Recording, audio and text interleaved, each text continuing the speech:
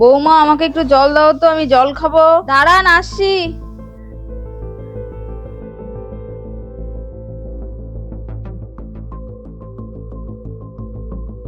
সংসারের চাপে এতটাই হারিয়ে যায় যে নিজের দিকে ধ্যানই দিতে পারি না। কি হলো বৌমা, জলটা কি আজকে আমি পাবো কি পাবো না?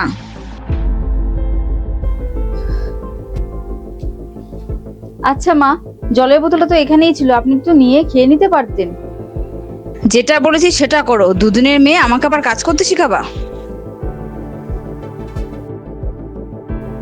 আরে, তোমার হাতে কি হয়েছে? ও কিছু না, একটু সবজি কাটতে গিয়ে হাত কেটে গেছিল। তাহলে ডাক্তারের কাছে চলো। না না, ডাক্তারের কাছে যেতে হবে না। তুমি ঠিক আছো তো? না, কিছু না গো।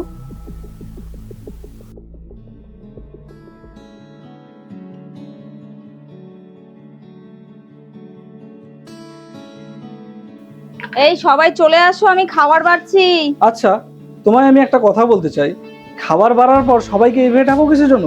তুমি কি রেস্টুরেন্ট চালাচ্ছ? এটা হলো আমাদের সবার মিলেমিশে পরিবার। তুমি একার খাবার বাড়বে আর সবাই জনে জনে আসবে, খাবে দাবে, হাত ধুয়ে চলে যাবে, তুমি কিন্তু বাড়ির কাজের লোক না, ঠিক আছে?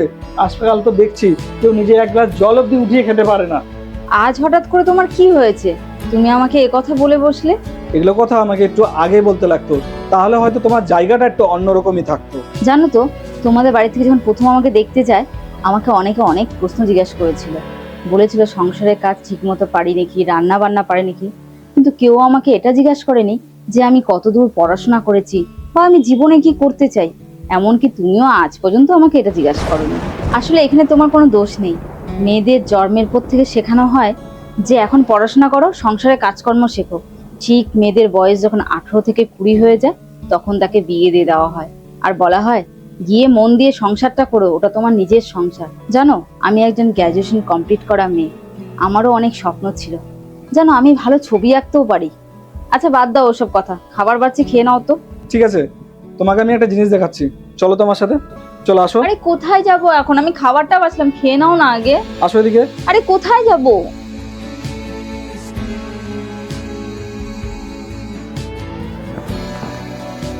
তার মানে তুমি সব জানতে? হ্যাঁ, আমি জানতাম যে তুমি ছবি আঁকতে ভালোবাসো। আমি যাকে ভালোবাসি সে কোন জিনিসে খুশি হয়, তার মনের ইচ্ছাটা কি, বা সে জীবনে কি করতে চায়, সেই খোঁজটা কি আমি রাখবো না? আজ তোমায় একটা কথা না বলে আমি থাকতে পারছি না। যদি প্রত্যেকটা ঘরের স্বামী তোমার মতো হয় না, তাহলে তো প্রত্যেক ঘরের বউরা তাদের নিজেদের স্বপ্নগুলো পূরণ করতে পারতো। Thank you. থ্যাংক ইউ আমাকে বলে লাভ নেই, থ্যাংক ইউ তোমাকে, কারণ তুমি আমাদের সংসারটাকে 24 ঘন্টা দেখে রাখো।